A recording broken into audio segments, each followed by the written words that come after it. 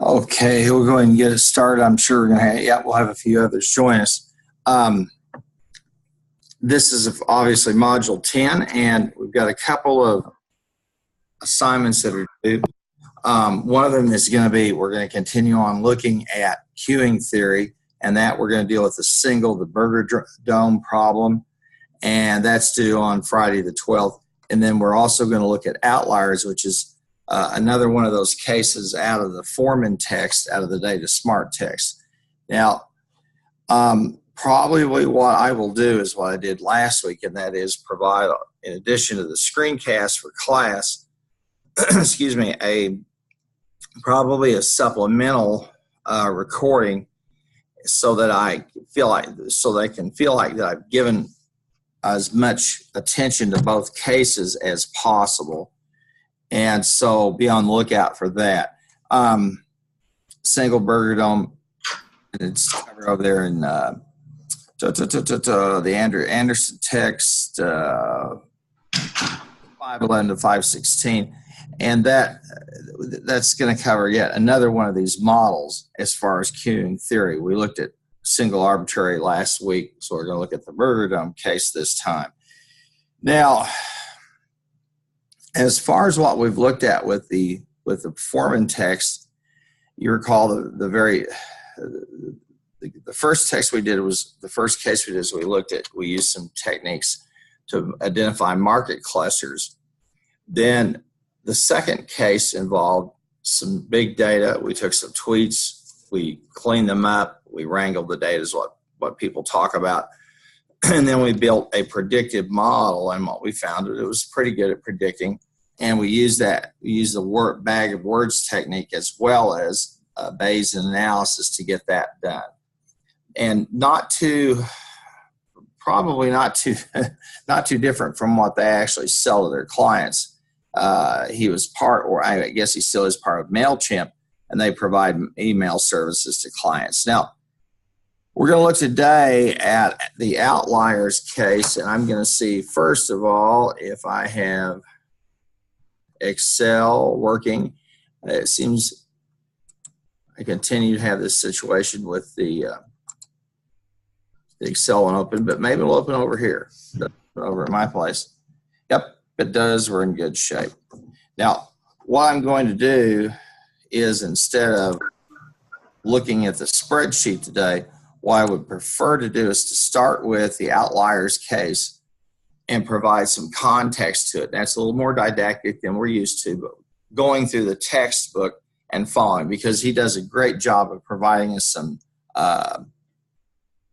screenshots or print screens of those of the workbook as he goes through it. So we'll talk about that. Outliers, this case is designed to give us a little bit of look at, I guess, measures of dispersion and data that show up outside the norm. When we did cluster analysis, we were looking for data that tend to stick together or kind of hang together. Now, this time we're going to look at data that are not the norm. They're outside of what we would anticipate or expect if we did a linear regression, or are going to be outside of what we would expect in terms of a standard deviation. And so it's a good case, and it involves a call center and evaluating personnel. Now, I do want to say this before, as I've said, this is a young guy he's totally brilliant, and I'm going to tell you, he's going to apply some, he's going to apply some, or make some jokes and do some things. They're maybe not the best, but we live in a real world, and we have to do that. Now, he's going to walk through the process of applying tucky fences, and this is a tucky fence is really just a way that we divide up sets of data, just like we'd use Stanines, just like we'd use standard deviations. And so you'll want to take some time to look at that, okay, and walk through that process. And then we'll walk through the process with the spreadsheet on Wednesday. What I'll do is I'll cover the Anderson case That'll be the supplemental, which I think is going to be performing for us in that sense. And he walks us through this case, and basically, and this is the one, and this is the thing, you can read it, ignore it, you're big people, you know how to censor things. So he's trying to be cute and funny, and maybe not so funny and maybe not so cute, but it really starts here at figure 9. Let me pop back here for just a moment. And here at the bottom, he's talking about this rating, this call center, and they're rating employees, okay? And the employees are given tickets. And so let's take a look at that. Now, on Wednesday, I'll open up the spreadsheet itself and the workbook, and we'll go through it. But just this first print screen, I want to talk about it a little bit. Here we have a set of employees who work at, they work at a call center. Now, if you look across here, what you're going to see in this figure 9.5 is what he calls a multidimensional employee performance data. Well, let's see what he's talking about. He's got some things, a descriptor, obviously, employee ID. Then he has the average number of tickets per day that they take. These tickets are when people call in and they resolve a situation or they don't resolve a situation. It's a call center.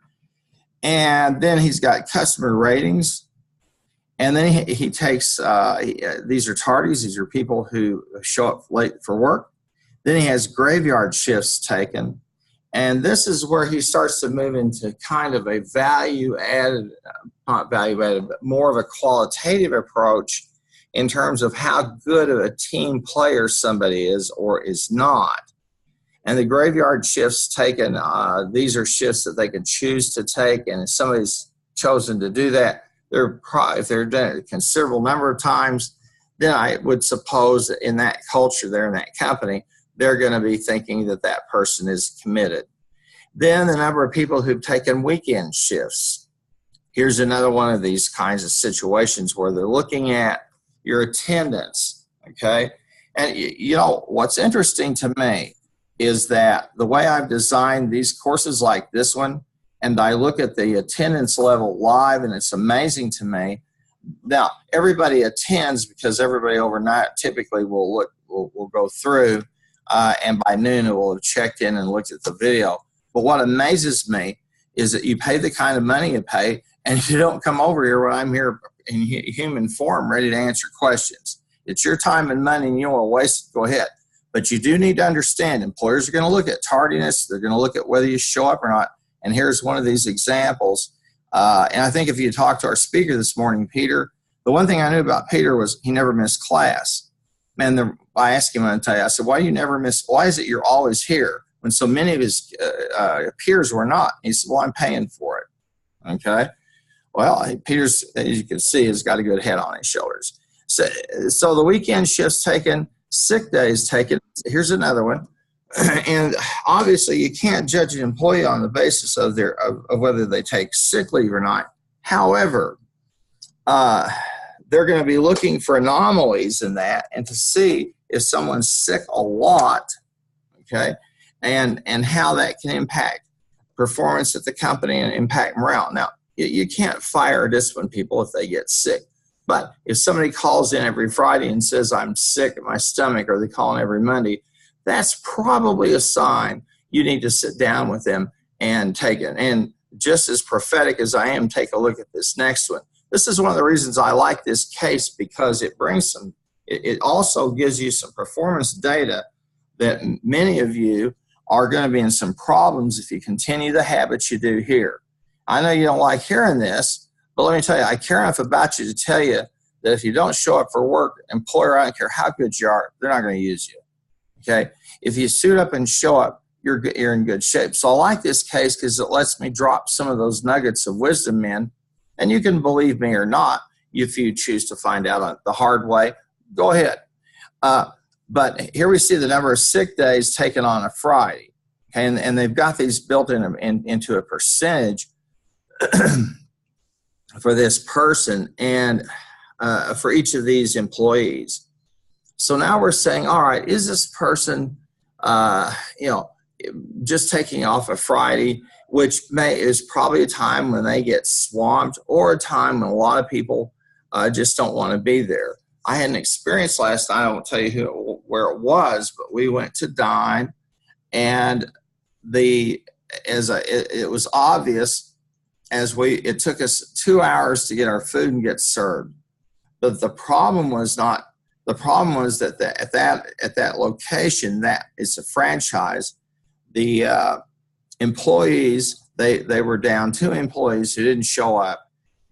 They had 2 shift managers, neither one who offered to help out. So there was 1 person and 2 cooks trying to serve about 150 people. Not a good night. And I really felt sorry for me, and I understood how that could feel. So we tried to be as nice and complimentary as we possibly could, because I understood they were working with one of their hands tied behind their back. So I like this case only because it's going to show us some good, using some scientific principles for management, but it's also because it gets down in our business. And I can just tell you, if employers feel like you're slacking, if employers feel like you're really not willing to work the kinds of hours they want, you probably will, if you might get the job, you know, you can go through an ACTIS and all that stuff, and you get a job, you may not keep it. You may not find you want that job. And I can tell you that a couple of my first jobs, I had to really do some hard thinking about whether I wanted to be there or not, because they wanted you there all of the time. Now, if you look on over, you're going to see the employee development hours taken. What's that all about? Well, the employee development hours are about how much do you invest in yourself and in your training. Okay? Now, I understand that, you know, when you carry 12, 15, or 18 hours, it's the temptation there is to whine and moan and cry. I can guarantee you I probably put in as much time every week as any student on my own professional development. I can't stay up with this stuff and be current if I don't do it. And I also do a lot of community service work as well. So I have to be at the top of my game if I'm going to do that. So here's a situation where they're saying, how many employee development hours have you invested in yourself? Okay. And we have a lot of opportunities for students here to not only go to school and go to class. We do have some opportunities for you to get into things like Enactus, to get involved in intramurals, to get involved in other kinds of things on campus, to do go trips. And you want to and one of the things I would challenge you is, if you're not doing that, is to do it, but also is to make sure you balance your time at school with the extracurricular activities that you do. Now, here's another one, and this is in column J. And again, this is one of these things where these folks are looking at teamwork, okay? How many times have you been willing how many times have you asked to shift to swap your shift, okay? And then how many of them were they actually offered, okay? And this is people saying, well, you know, my kid's got soccer or whatever. It's customer support service, and they operate so many hours a day. And so there are going to be times when people need go to the doctor, this or that. And so how do they do that? Do they make up their time, etc.? So there's more in here than just learning how to deal with some statistical outliers. I use this case also so I can say this. I don't care what your GPA is when you leave here. I don't care many connections you've made. When it's time for you to step up to the plate and swing the bat, suit up, show up, and swing the bat. Because if you don't, all of the preparation you spend for 4 years is going to be for naught. And I can tell you that for sure. When I went through my doctoral program at OU, our faculty, the faculty, my advisors, and my committee, they were very good about sending me out on jobs. And one of the ways that we paid our way through grad school was doing a lot of consulting work. And they did it for a reason, to see if we could go out and get something to completion. and do it and maintain a good relationship with the client and get that type of work done. And there were many people who were far smarter than me, had much higher GREs, a lot more polished than me, but they did not have a work ethic. And if you don't have one, you need to get one, because in today's out here, the employers are just simply not in a position to be able to nurture you or grow you too much. They expect a lot of you. Now, I'm going to use Peter, who spoke this morning, as a great example. For somebody who's been in the real estate business for 10 years, okay, if this was 20 years ago, he'd come speak to us, he's about 50. Because in that business, using that high amount of leverage and high capital and a lot of tremendous risk involved, they would grow you and nurture you and develop you. But today, in the current business environment, the middle management and that long nurturing process has eroded. It's gone. People expect you to hit the ground running and be able to work. And so he was offering you some good advice there. And here again, it's one of these things, you got to suit up and show up. The world belongs to those who do their homework, and that's just basically how there is. I remember when I was here on campus, and if people skipped class, we thought they were stupid. We called them dummies. They weren't cool. They weren't smart. Well, let's look at this, and he's going to start to walk us through some of the processes of standardizing these data. And again, we're going to do a little bit of data wrangling, and we're going to use robust, what he talks about, robust measures of centrality and scale. And he walks through these, okay? This is a little different. Now, what we're going to do is try to find the central sets of data, and then anything that's outside of it is going to be an outlier. And he walks through this, the median, the mid-hinge, the tri-mean, and the truncated mean. There are several types of means out there. The interquartile, talks about the interquartile range. That is every 25, 50, 75. And the absolute mean is built on absolute data, or deviation. And these are some terms that are out there. Then he starts to have us walk through and work through go through the workbook. Okay. So the first thing he has us do is we're going to use the average. Okay. And then we calculate the standard deviation. All right. Now, one of the things that I would want to encourage you to take a look at, when you use those functions, particularly the standard deviation, you're going to find a standard deviation P, deviation S. S stands for sample size. P stands for population. And you'll want to go back and take a look at that, because they're two different statistics, because they're based on two different assumptions. One assumption is that you're dealing with a sample from a known population. You know the population of data, okay? The other is you're just dealing with a sample, and you may or may not be sure that you're dealing with the population, okay? So he's by standardizing these numbers. He gets the average, and then he standardizes them, and he works these through B2 through B401. No big deal there. And then he shows the results that you get down there at those columns 402 and 403. Let me stop for a minute. Anybody lost or not understand where we are? Anybody? Pretty simple stuff so far. Okay.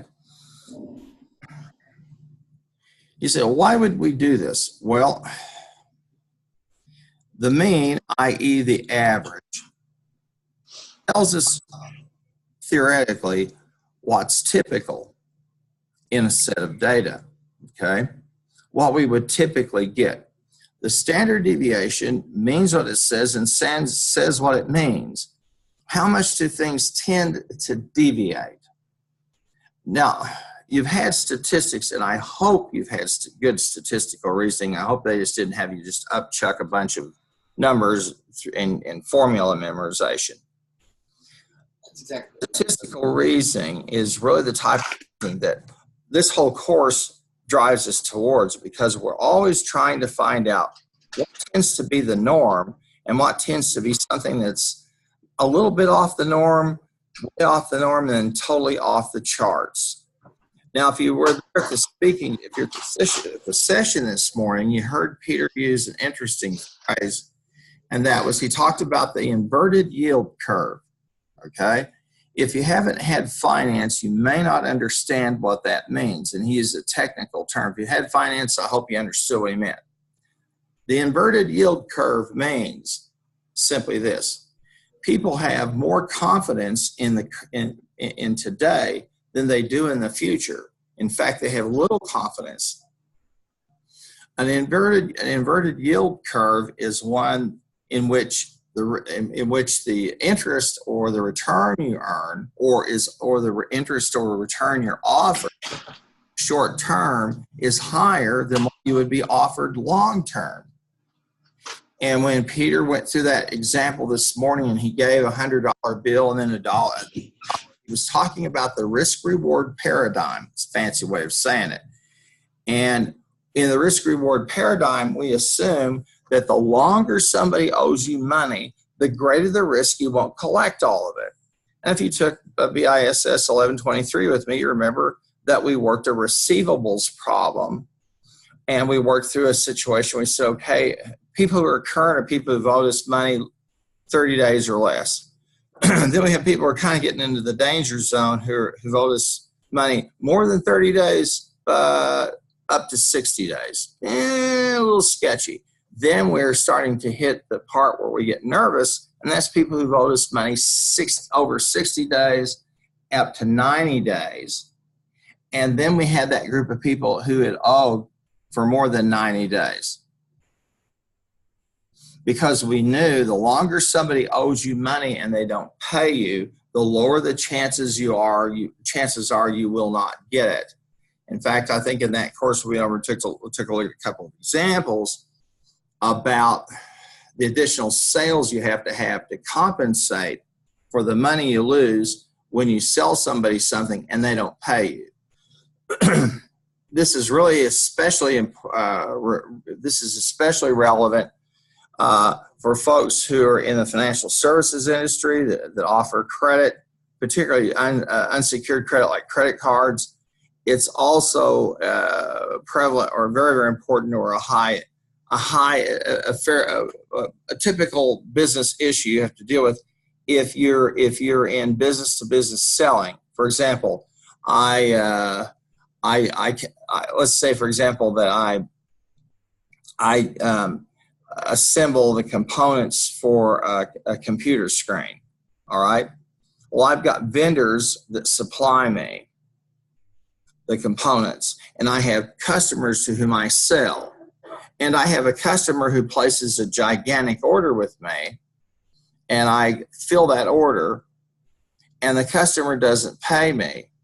At the same time, I'm sitting there in a very difficult spot because I've got a vendor who sent me the stuff, and let's say I bought it on credit with them using business trade credit, and now I'm on the hook for my vendor, but my customer won't pay me. Okay, so we worked through that process to look at the percentage of people who owed us money. And so when you look at that inverted yield curve, he talked about an outlier. When the curve, just imagine for a moment, you've got a y-axis and an x-axis. The y-axis is the rate of, the x-axis is time. The x-axis is the horizontal axis, and the inverted yield curve is the hump is left side. Typically, the hump is on the right side. The longer you loan somebody money, the higher the odds that they're not going to pay you. So you're loaning somebody on a 30-year investment. You want your return. Probably the best example of this would be when people buy a home. Most of the money you pay in 10 years is repaying the lender. It's interest. The principal reduction is pretty small. That's why if you buy a house, the more you can put down, I would say this, if you buy a house, don't make your house poor. But if when you buy a home, make sure that you put enough that it comes close to hurting. Because the more equity you come in at the start, the less interest you're going to have to pay. And one of the things that's interesting in my lifetime that has changed is that now people who are in the real estate business, because they get fees for transactions, push payments, okay? They'll tell you, well, the payments can only be so much a month. And so they're pushing payments. And maybe they'll say, well, even included is your escrow, which is all the taxes and all the other stuff that goes along with the mortgage, the mortgage payment you got to make plus the interest. And so they try to sell payments. Automobile dealers do it now. They won't tell you, here's this Kia for $35,000 when you pay the thing off. It's $229 a month for 3 years, which sounds really attractive. $229, I can do that. But and when you buy your first house, if you haven't already, and you go back to the very back of the contract and you sign it and you look at the total cost of your home, your heart will stop. And you will pray. You're on that night, you'll get on your knees and pray and say, dear Lord, please let the housing market continue to grow, even if it's modest, because if it doesn't, it could be bad news for you. That was part of the housing crisis, as we're making loans to people we should have made, etc. So we're starting with these averages, okay, and the standard deviations. So we're starting just to do some very simple kinds of statistical work, and then we standardize those, okay. And you'll want to go take a look in Excel, and we'll talk about it some on Wednesday, what the standardized function does, okay. And so this is not too different from when we went and we took the tweets last week. We took all those tweets and we started stripping off anything that was extraneous, like the periods, commas, semicolons, and we cleaned them up to where we had nothing but letters. Well, we're scrubbing the data a little bit here when we standardize them so that we can compare them and make fair comparisons. One of the easiest ways to standardize data is to apply the ratio, okay? Ratios, there are 4 kinds of numbers out in the world. One is ratio, which is a number that has an absolute zero. Folks in the hard sciences use it all the time. There's a thing called absolute zero in terms of temperature, where there's no heat at all. It's just cold, there's no heat. So they have ratio data that they're working with a true zero. Okay. Then the next level is what we call interval, and these are data that are equally and infinitely divisible. 10, 5, 2.5, 1.275, et cetera, et cetera. And so when we for example, when we do accounting ratios, that's a way that we clean up the data and we standardize them so we can make fair comparisons. And that's the same thing that he's doing here. So in B2, we're going to use the standardize, and he's going to standardize all of those data, okay? And let's look at the syntax for just a second. It says standardize, support personnel, exclamation point, that's the tab, B2, okay? And support personnel. And then he says B402, and then ends up at B403. Those are the bottom line in the support personnel tabs where he's going to place those data for B2 and B3. And he walks us through that. And you can see then we get the standardized set of employee performance data. Okay, they've all been standardized. We've cleaned them up so that we're comparing. One of the things that we did last week, if I'm not mistaken, I'm pretty sure when we worked with the case, is we used the log. We used the log, the natural log of those numbers. And natural log is another way that we clean data up so that we know we're comparing, the distortions are removed, etc., and we're dealing with them as pure, simple numbers. We're always trying to do that in order to make sure that we get as much noise out of a piece of data as we can. Okay? I'll give you a quick example. Let's say you have one company, okay, on their current assets ratio. All right, and one company has a tremendous amount of inventory versus another, say 10 times as much. We use the ratios to wash that out, that distortion or the noise that's created because you have two different sizes. Okay, so we're working on this process, and the first thing we're doing in order to find out what's an outlier, we've got to try to identify kind of what's in the middle or what's normal or what's expected. Then he talks about creating a graph, and this is where we're going to explore again this offset function. And this is one of the things about this that makes this this textbook such a great learning experience for all of us. And that is to see how he takes Excel and he uses it like a database and as much as a tool to do a computation. And he uses that offset function to begin to build a matrix. And we begin to offset, and he begins to offset and build that matrix with those standardized data. And you can see those formulas there. Okay, and here we are. So at this point, we're going to try to look at employee distance. Again, here's a situation where we take a concept in science and we flip it. So what do you mean? You remember when we did the cluster analysis, we used Euclidean distance, that formula, to see what data points tended to stick together. Okay? Now we're going to flip that over and say what data points tend to not fit or to be outside of what we would consider the norm or what would be typical. Okay?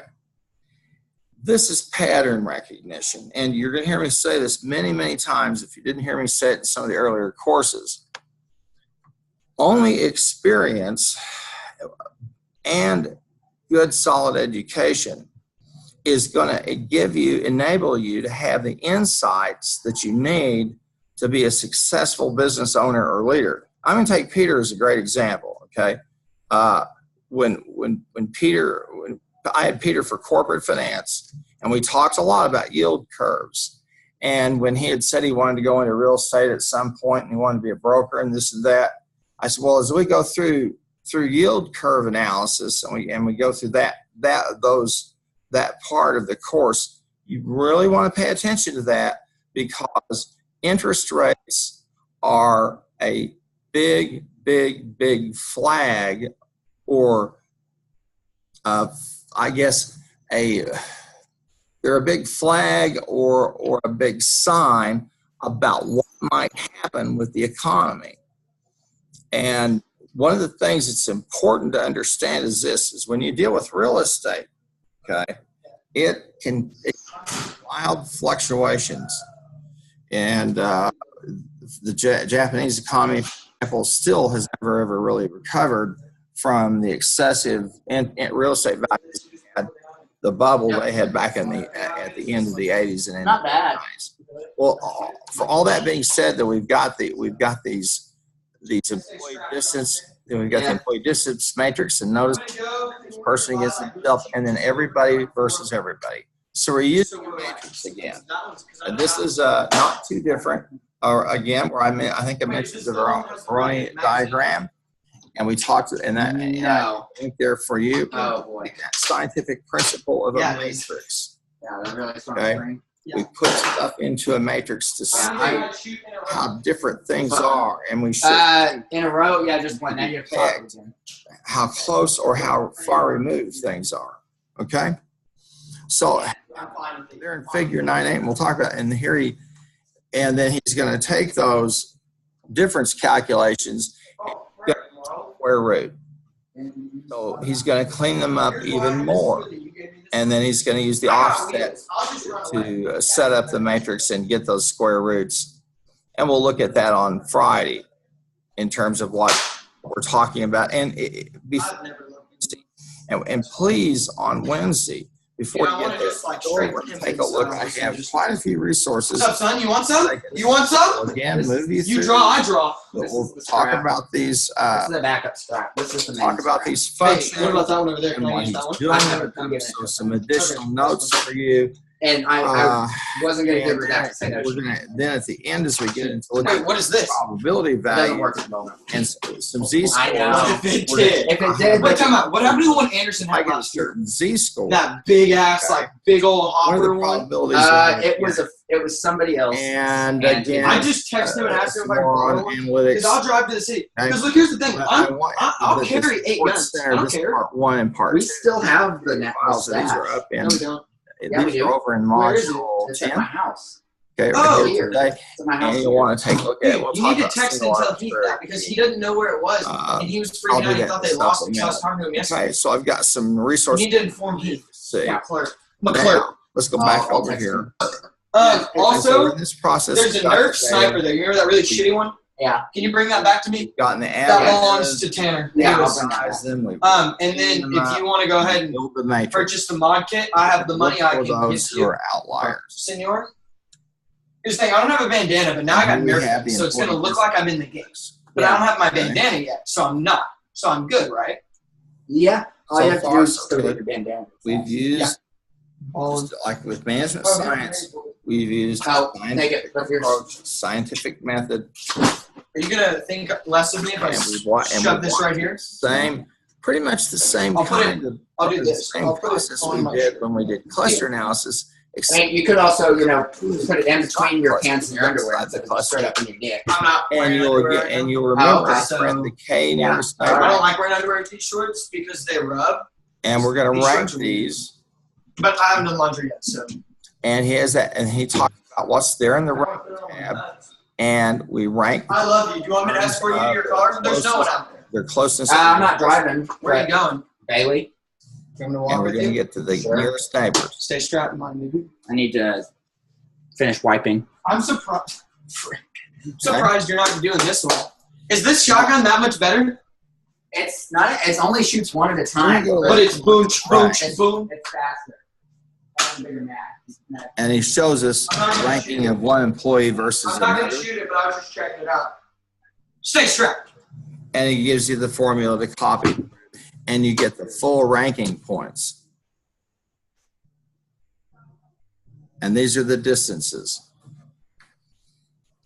We're going to find some that are way, way outside of what we would expect to be the norm. Now, when we started the course over in Chapter 1, we talked about the difference between problem solving and decision making. We can go through all of this stuff here, okay? We can go through all of these steps. We can do everything perfectly and still not make a decision. And there are a lot of companies, unfortunately, who have scads and scads and scads of insights, but they choose for some reason. Who knows? And I said, oh, and I said, Proby gave me the gun that ended Lucas's life. Colossal foul ups. He's got these employees that are ranked in relation to each other. And then he has start to count the outliers. And you'll want to take some time to read here through this part of the text, 349, because he talks about the edges. Okay? This is not too different from when we were working with, when we started and we were doing optimization, and we were finding the feasible region, and we'd find those points that were at the highest point or the lowest point of the feasible region. And then when we departed from simplex, we saw that same kind of thing when we were dealing, say, with an exploratory or those types of data, or those types of distribution models, okay? like the evolutionary or the graphic nonlinear. So we start to get a count of the edges, okay? And he walks us through that. And when we do the spreadsheet, we'll be kind of jumping back and forth, but I do want you to spend some time. And there's our graph. And this is what he calls the in degree counts, okay? And how many are in the top 5, top 10, the top 20s? And note, he gives us some, he talks about this, these 2 employees who are at the 20 and in graph level, okay? And then he flips back to take a look at those 2 folks with this one person. We take a look at this one employee. And you can see they've got a customer rating, the number of tardy tickets they have, tardies, and development hours. And if you're looking there, you're going to find this is a person who is got some good ratings on their customer rating. They're doing well on average ticket numbers. But the thing that's really sticking out here is if you take a look, you've got 2 of them. One of them, 0 sick days taken on Friday, okay? And then the employee development hours, 30. This is a person who, based on these data, is committed to this job, or committed at least to, has a personal standard that says, regardless of the job, I'm going to suit up and show up, and I'm going to be there, and I'm going to develop myself as much as I possibly can. I would say this to all of you, and I've had this experience in my career. You're going to work at places, or you're going to work for people who will do nothing to develop you. Sometimes it's because they don't like you. Sometimes it's because they're so ignorant they don't know that's what they should be doing as your boss. You're going to have to be a person smart enough to say, okay, if I'm in a job and I'm unhappy, then maybe I need to go back and get an MBA or another master's degree, or I need to go get a certification, or I need to pick up some new courses or this or that. So I'm ready for the next step that I want to make, or have the capacity to have another next step. All I can tell you is that the standards for all of us have continued to change. Back in the day, a person who had a bachelor's degree could teach at a community college. I know that's pretty astounding. Now they all have doctorates. Why? Well, because everybody's credentialing up because of the competition, plus the types of skills and training everybody has to have in a global economy to be able to be competitive. So plan on it. And if it's tough for you juggling school and sports and this and that, join the crowd. Well, because when you finish school, then you'll get to juggle job and family and this and that. And you're just going to have to learn to navigate that, because that's just part of life. My day starts about 5:30 in the morning. It ends usually about 12:30 or 1 o'clock at night. That's because I'm committed to what I do. I teach in an area where these courses, I have to really stay on top of things. I have other responsibilities to my family, and I try to keep up a decent amount of work in the outside world, so I can say, I'm out there, I'm working in the outside world, so I understand what it's like. So those are commitments you have to be prepared to do. It's going to be rare that you're going to be able to go to job 9 to 5. And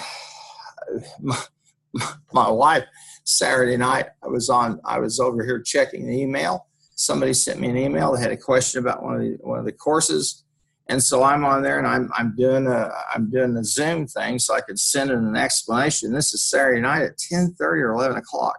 It's Saturday night, okay?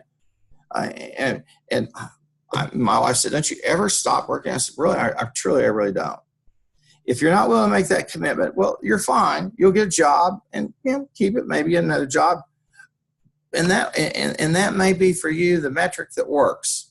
if you want more than that, you're going to have to be prepared to pay the price, and it will come at that price. I can tell you that, yeah, I guess if I were to look at one of the things I regret the most about my life is this. I regret that I was a young person, I was so focused on my career and so focused on being successful, I didn't spend enough time with my parents.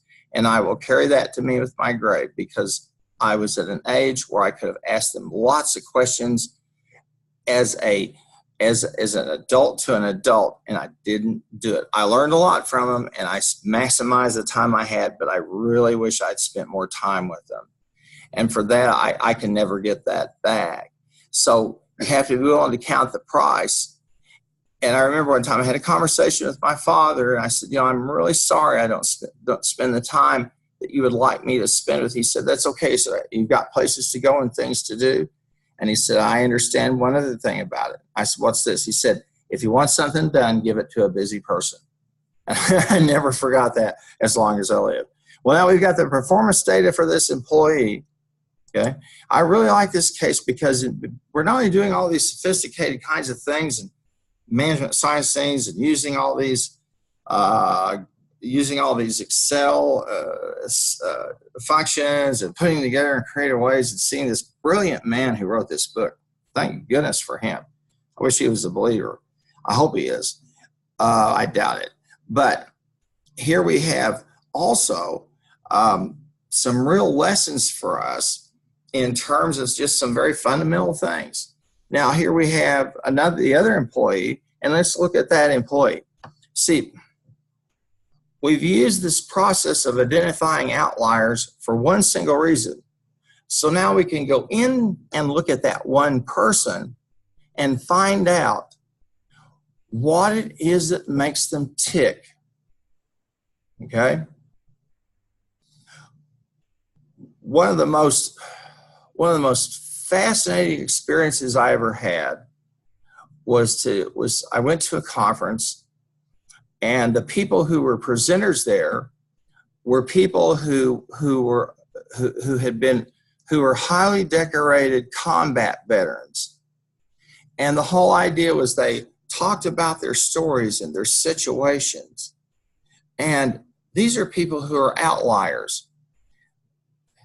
When people are in combat, 30% of the people ever engaged in combat never discharge their weapon. Some people freeze, some people run, some people get confused, lightheaded. If bullets go whizzing by somebody's head, they don't know, because it's an experience they never had. Or if it comes time to shoot another human being, that's a tremendous challenge, which is why the military, they train over and over and over to try to get that to become an automatic response and not one you think about, because if it's one you think about, you won't be alive. And one of the things that came from those people who are outliers, tremendous outliers, was that something in what I heard them say over and over again was, my training kicked in. It kicked in. And so they kind of had this outer body experience where they were, and these are not people, some of these are people who are going into minefields and dragging their colleagues out of there. Just some incredible stories. And I was sitting there going, but that was a constant thing was, I just kind of, my training kicked in. And it's going to have to be the same for you when you're out in business. There's a point where that training will need to kick in. And Paul's still part of that character. Well, he walks us through the K distance, and we've looked at that again. And then we start to look at the high five distances, who's looking really good, et cetera, who maybe is not so good. And he looks for those K distances in terms of their high five distance. Then he gives us a nice graphic.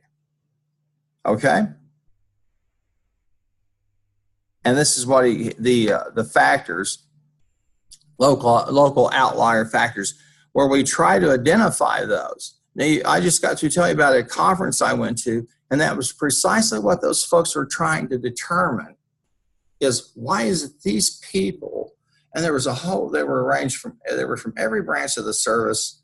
There were men, there were women, people of all types of ethnic backgrounds, people of all kinds of socioeconomic backgrounds, but what the common thread was, they did extraordinarily brave things. And so they were trying to find out what were those outlier factors. And so he begins to walk us through that piece and then to do some detection. Well, I'm going to leave it to you to look at the remainder of the chapter there, to maybe go back and reflect some on what I've said here. And then on Wednesday, I will go through the spreadsheet and the workbook and hopefully reinforce some of what we've talked about here today and taken a look at. It's 11:51. I do appreciate those of you who stayed. Anybody have a question that I could try to help you with? Anybody? Okay, I will see all of you Wednesday, and be also looking for another screen video where I cover that single burger dome, that queuing theory problem. Thanks a lot, folks. Appreciate it.